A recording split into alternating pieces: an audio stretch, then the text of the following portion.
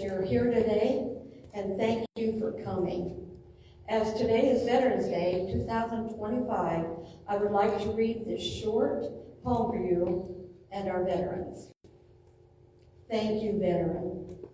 With courage and strength you took a stand, protecting our freedom, guarding our land.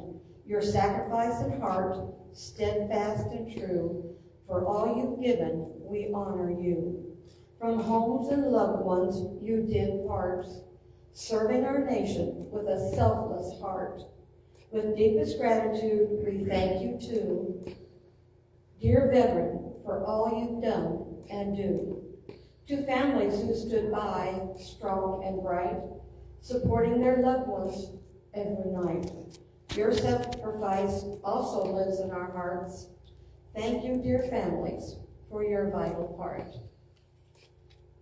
All right, I'm going to introduce, we are the Southwest Kansas Quilts of Valor organization. Now, this was started by Peggy Luck many years ago, and she organized this and many more groups in Oklahoma and Kansas. She ultimately ran this group, and when she moved away, we had to find 3 or more people to fulfill her duties to even continue with our Quilt of Valor group. What is Quilt of Valor, you ask? A Quilt of Valor, or QOV, is a quality handmade quilt that is machine or hand quilted. It is awarded to a service member or veteran who has been touched by war. The quilt says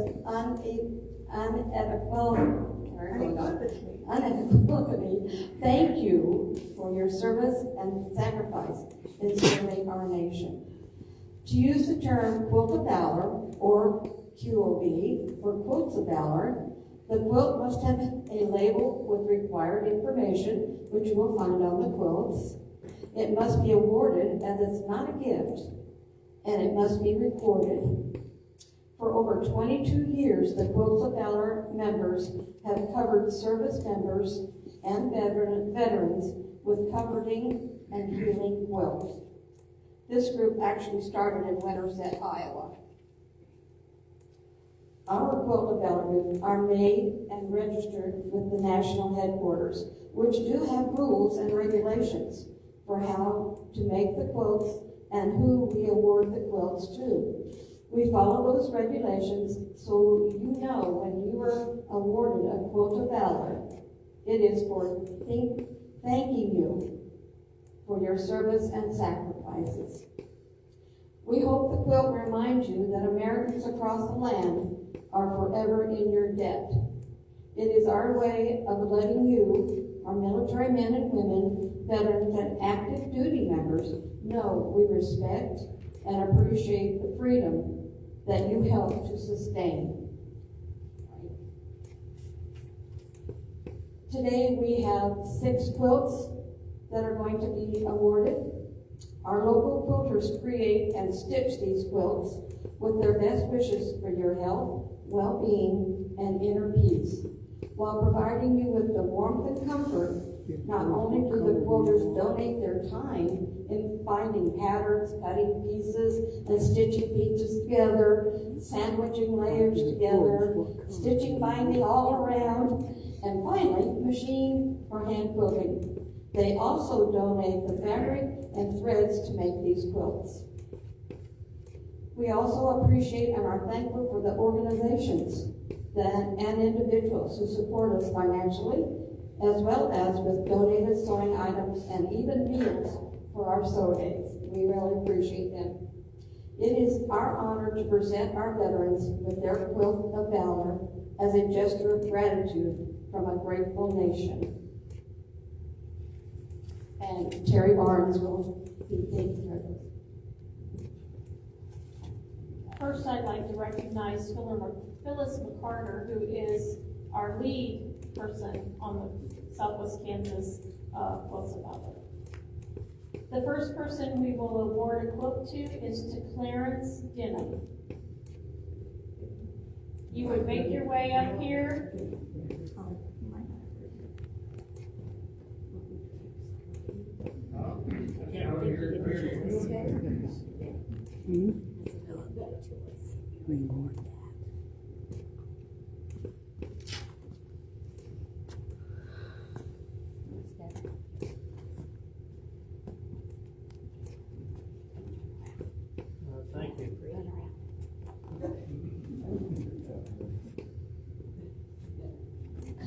Clarence enlisted in the U.S. Navy I can hardly hear at her. Oceana, Virginia in 1955. He was trained to be an aviator electrician.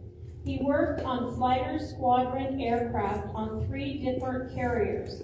The USS Intrepid. It was extensively modernized by the Navy in 1954, converting it to a modern attack carrier capable of handling jets. The USS Bennington was an Essex-class aircraft carrier, and the USS Forrestal, it was the lead ship of its class of supercarriers, commissioned in 1955. It is most remembered for a catastrophic fire on July 29, 1967, during the Vietnam War, which resulted in the deaths of 134 crew members, injuries to many others, and the loss of numerous aircraft. The supercarrier was named after the first Secretary of Defense, James Forrestal. At 1,306 feet long and weighing 59,650 tons, it was the world's largest naval vessel at the time.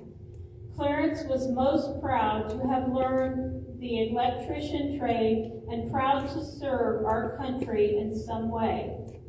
Thank you, Clarence, for your service in the U.S. Navy. Your quilt was made by Louise Wyrick, and your quilt was quilted by Phyllis McCarter.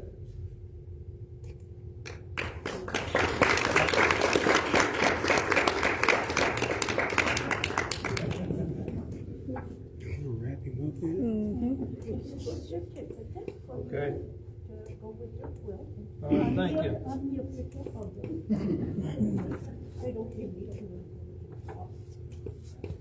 I'm glad I served over the years. We went to Australia on one of the ships. I've served aboard 3 aircraft carriers. But one was the biggest one at the time. We had 5,000 men aboard it. I thank you.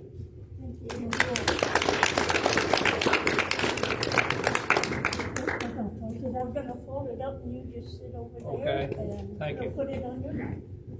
You want to put the pretty side up. Okay.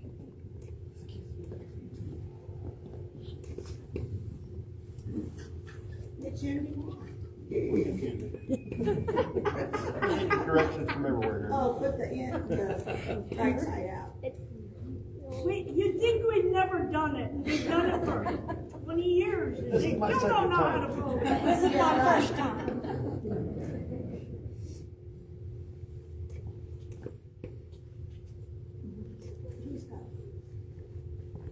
Danny Napier. All right, thank you.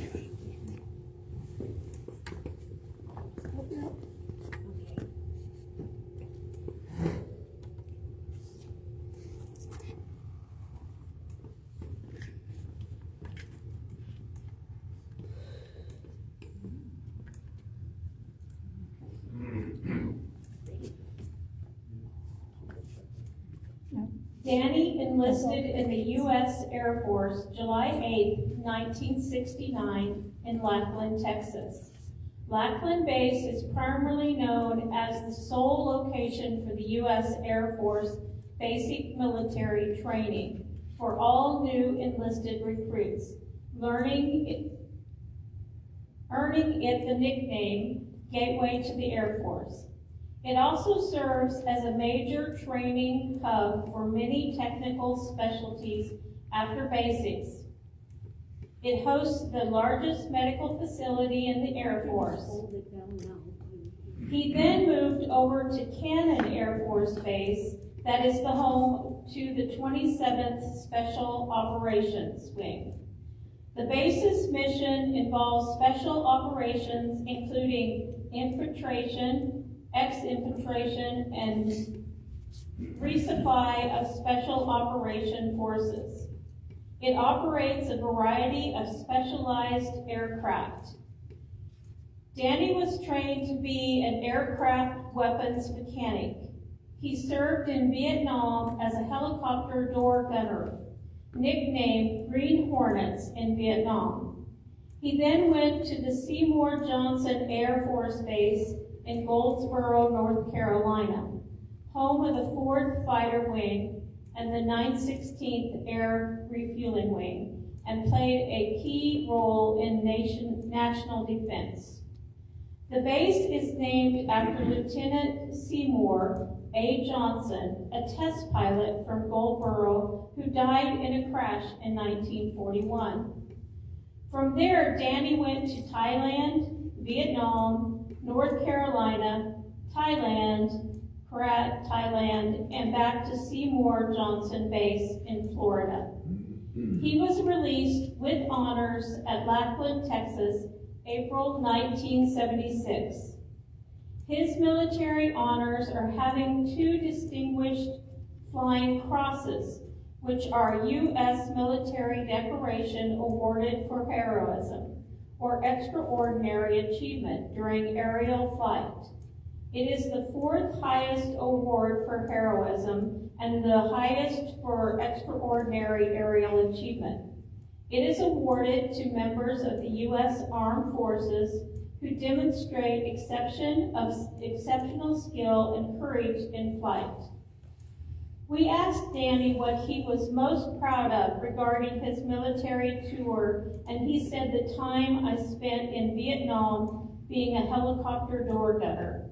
His wife said he was a Green Hornet, which refers to a historic U.S. Air Force call sign for the 20th Special Operations Squadron, which flew secret missions in Vietnam using helicopters like the Huey or the, I'll butcher this, Sikorsky CH-3 Jolly Green Giant. Thank you, Danny Napier, for your service in the U.S. Air Force. Your quilt was made by Donna McIntyre, and your quilt was quilted by Becky Gibbs.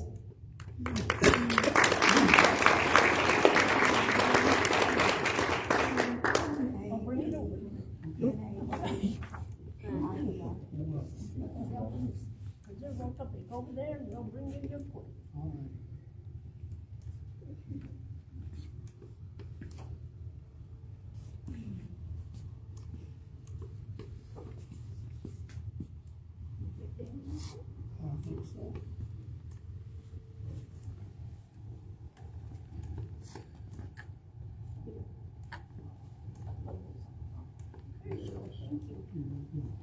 Next, we'll have Terry in Boston.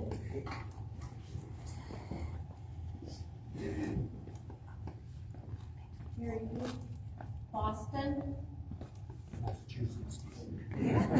I said I could announce his name. My name is also Terry. Yeah. Terry was drafted into the Air Force on October 1971 out of Amarillo, Texas.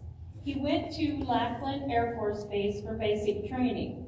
He then went to Keesley Air Force Base in Biloxi, Mississippi to be trained for ground radio equipment operator and repairman. Then to Barksdale Air Force Base in Louisiana. He was with the 1927 Communications Squadron.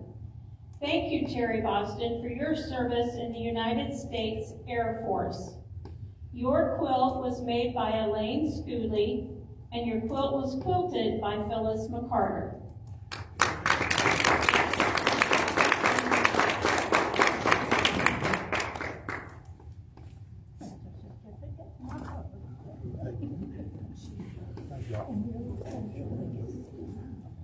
Don't get dirty.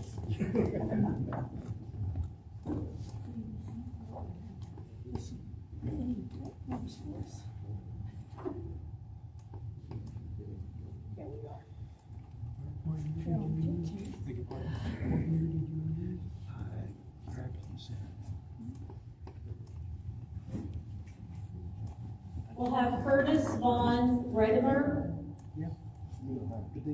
Yeah. Big C. What was that last name? Redemer.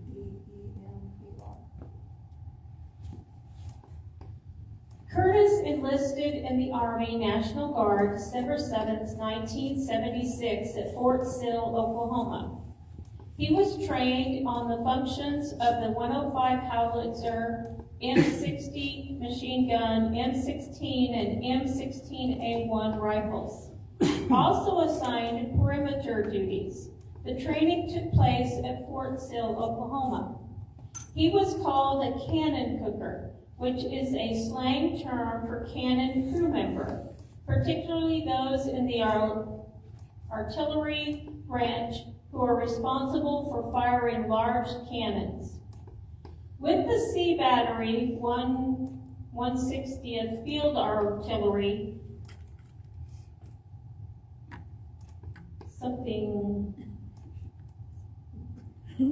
the unit for the training was at El Reno, Oklahoma. Summer camps were at Fort Chapels, Arkansas, and Camp Shelby, Mississippi. When asked what he was most proud of, he said, being able to serve our country and as a team, our unit worked well together, when in the field or in training. Curtis military honors are Marksman Quality Badge with Rifle Bar, Expert Quality Badge with Hand Green Bar. He was honorably discharged November 7th, 1980 in El Reno, Oklahoma. Thank you for your service, Curtis Redimer. Your quilt was made by Donna McIntyre, and your quilt was quilted by Becky Gibbs.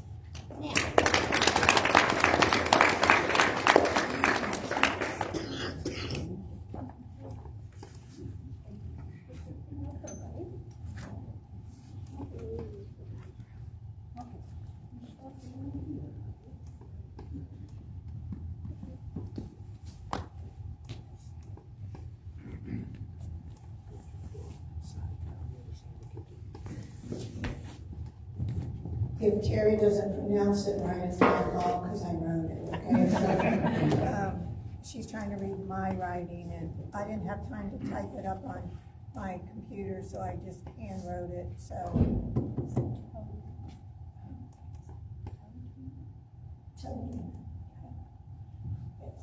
And if we don't get it right, guys, I'm sorry. We're civilians. We don't know that, Jane, you know. Yeah. So true. I had to Google it. Our next veteran is Staff Sergeant Joel Wayne Carver.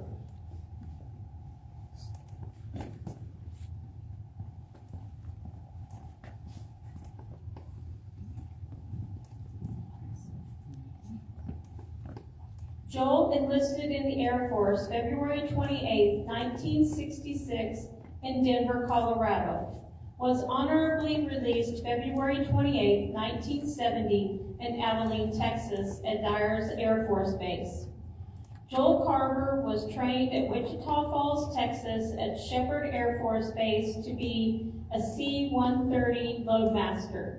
The loadmaster calculates and plans cargo and passenger placement to keep the aircraft within permissible center of gravity limits. Throughout the flight, they ensure cargo is placed on the aircraft in such a way to prevent overloading sensitive sections of the airframe and cargo floor. The loadmaster and flight engineer were the only armed members of the crew. He was serving Aerial Port Squadron of Forbes Air Force Base, Topeka, Kansas. He rigged loads and parachutes for airdrops. Flying Squadron NAHA Air Base, Okinawa, 20 months and 9 days. From Okinawa was back and forth all over South Vietnam, Thailand, and dropped flares over Ho Chi Minh Trail over Laos from Dyer's Air Force Base.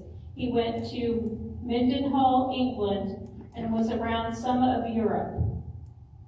He was on a mercy mission to Chad, Africa. Carver was most proud of his military duty serving his country, all the places he was able to visit around the world, and his 6 air medals. Military honors are 6 air medals, 5 during wartime, the Presidential Unit Citation Medal. Thank you, Joel Carver, for your service. Your quilt was made by Peggy Luck, and your quilt was quilted by Peggy Luck, our former leader of Southwest Kansas Quilt of Valor. Thank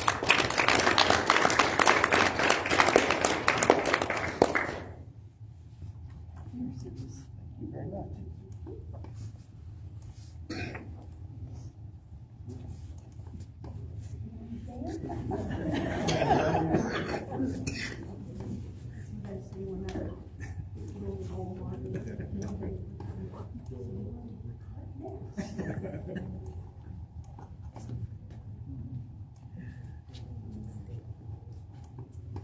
Our next veteran is not with us today, but the quilt is being accepted by her mother, Deborah Carter. The veteran is Tisha L. Carter Valerie. Tisha is in the U.S. Marine Corps, and her rank at release was sergeant. She entered in April 1998 in Oklahoma City, Oklahoma, and was released April 2006, Salt Lake City, Utah. She was at the USMC Basic Training, Parris Island, South Carolina, Marine Combat Training, Cape Rear, North Carolina, and Deference Information School, Fort Georgia, G. Meade, MD. Is that Maryland?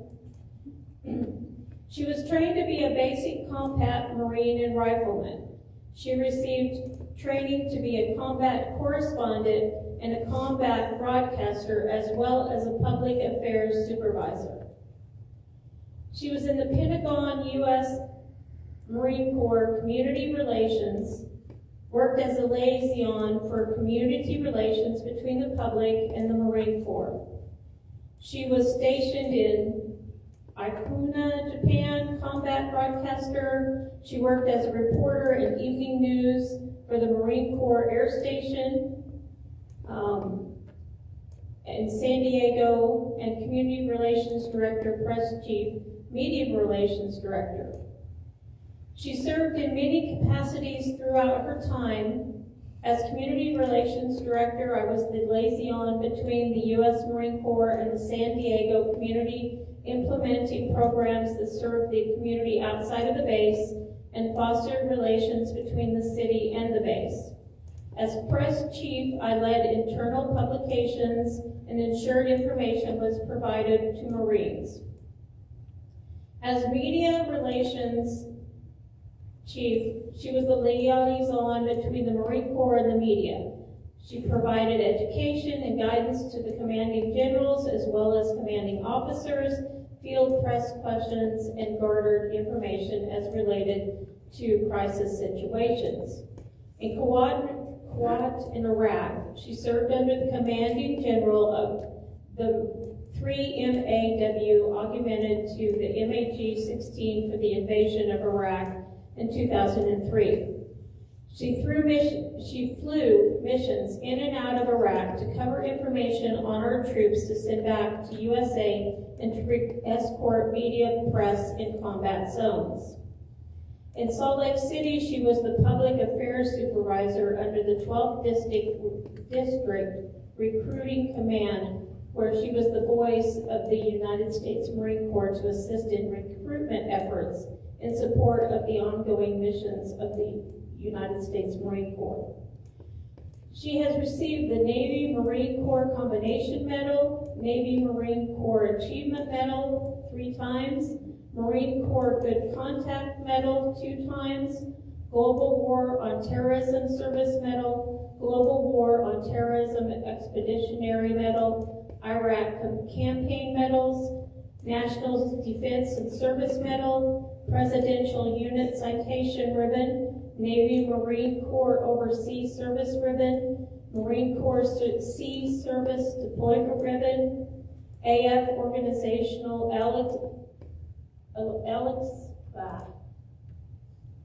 ribbon.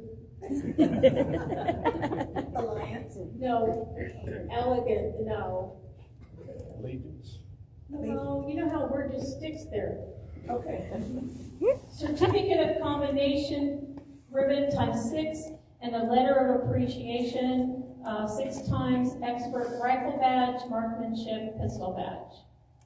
When asked what she's most proud of regarding her military tour of duty, she said, "This is a difficult question to answer. As a Marine, our Marine Corps motto is the few, the proud. But my service to our country was not in pride, it was in honor.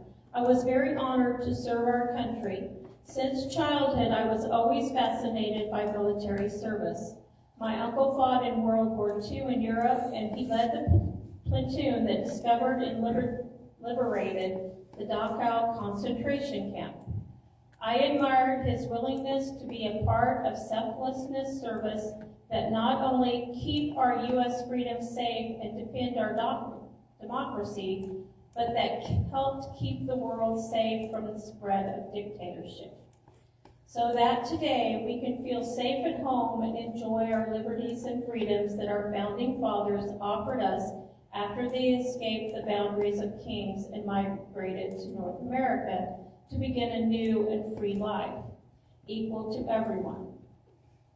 So I guess I could say I am proud that I gave up my comfortable life and family to serve this country, because not many people are willing to make the sacrifice for the better of our nation. If I had to choose one thing that I did while serving that I am particularly proud of, it would be that while I was on a mission in Iraq, by chance, I grabbed my camera and shot a photo of a Marine saluting the American flag with the Iraqi sunset in the distance. Since taking that photo, it has become one of the most world-renowned photos from the Iraq invasion. And according to some experts, its popularity may have surpassed that of Joe Rosenthal's famous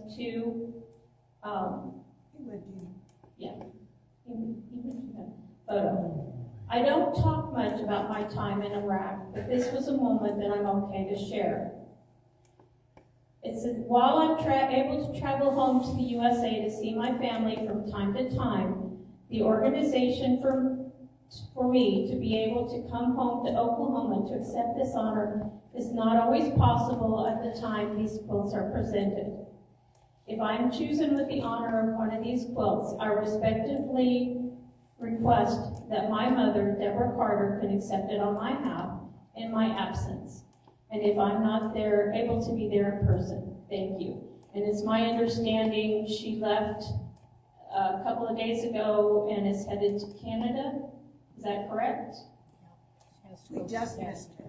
We just missed her. And she has and the quilt was quilted by Donna McIntyre, the quilt was made by Donna McIntyre and was quilted by Becky Gibbs. Her mother presented us with a statement that she wrote that Diane Hires will now read.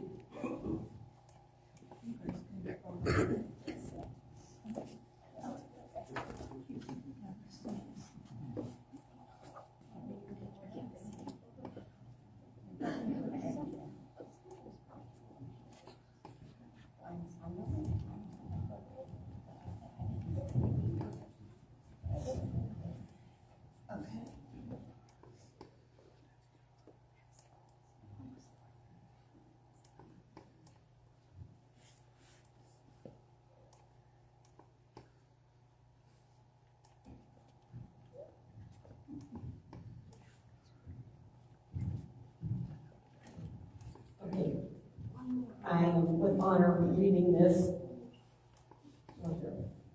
This is from Tisha. Good afternoon, everyone. It is with profound humility and gratitude that I was selected to receive this quilt today, though I must note that this incredible honor could not be presented without the tireless dedication of those whose hands have stitched together this beautiful quilt. I speak, of course, of the talented quilters whose meticulous work transforms fabric and thread into living tributes to service and sacrifice. Thank you. To the quilters gathered here, your crafts tell a story that transcends the battlefield. Just as I spent 8 years serving my country, each of you has answered a calling of your own. Where I wielded words, cameras, and the responsibility of truth in the service of our Marines and our nation, you wield needle and thread with equal dedication and purpose. The hours you invest in every stitch, every carefully chosen fabric, every pattern thoughtfully designed, this is your service. This is your way of honoring those who serve.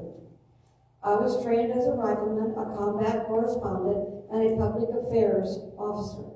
I worked in some of the most challenging environments imaginable. My service demanded focus, precision, and an unwavering commitment to something larger than myself.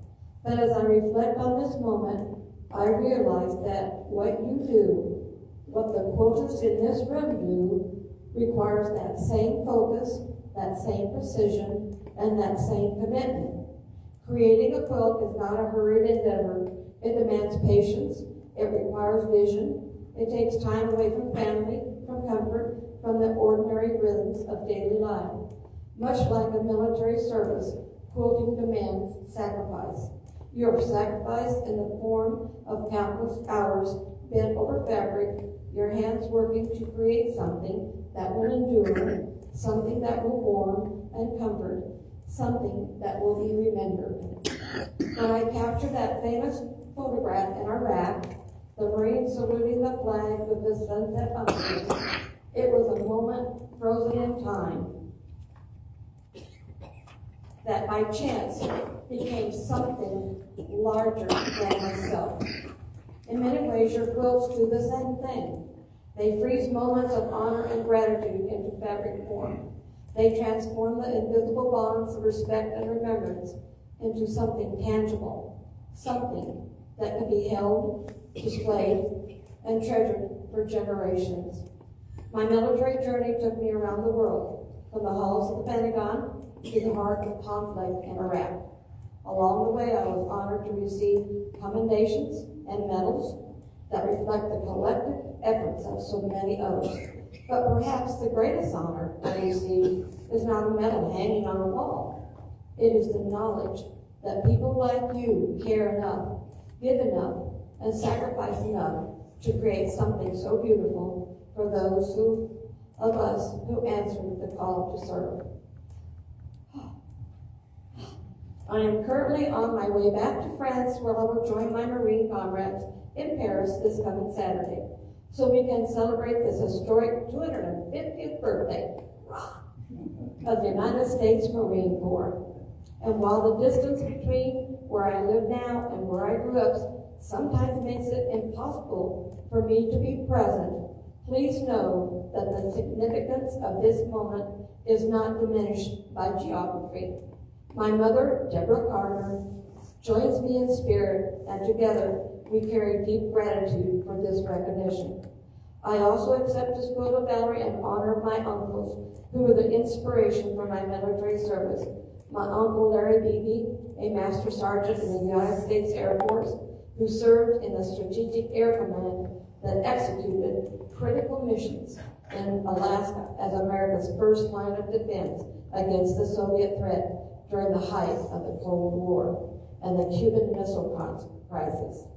And my Uncle Lloyd Mack McClary, who served in the United States Army in Europe during World War II, who received a battlefield commission and ultimately led the platoon that discovered and liberated the Dachau concentration camp. To every quilter represented here, thank you. Thank you for your time. Thank you for your dedication. Thank you for your understanding that honoring a veteran is not merely about presenting an object. It's about investing your labor, your love, and your artistry into a tangible expression of appreciation. Your quilts will warm us, not just with fabric, but with the knowledge that our service was seen, was valued, and was worth remembering. The Marines have a motto, the few, the proud. But as our community is gathered here today, surrounded by these remarkable quilts and the remarkable people who created them, I believe there is another motto we must consider: the grateful, the generous, because that is what you are. Thank you for this tremendous honor. Thank you for your service in the truest sense of the world. God bless you all. That was absolutely beautiful. Yeah.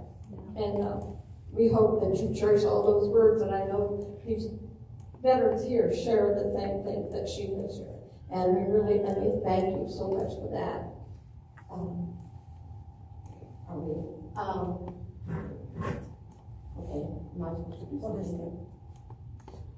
Okay, okay, are we done?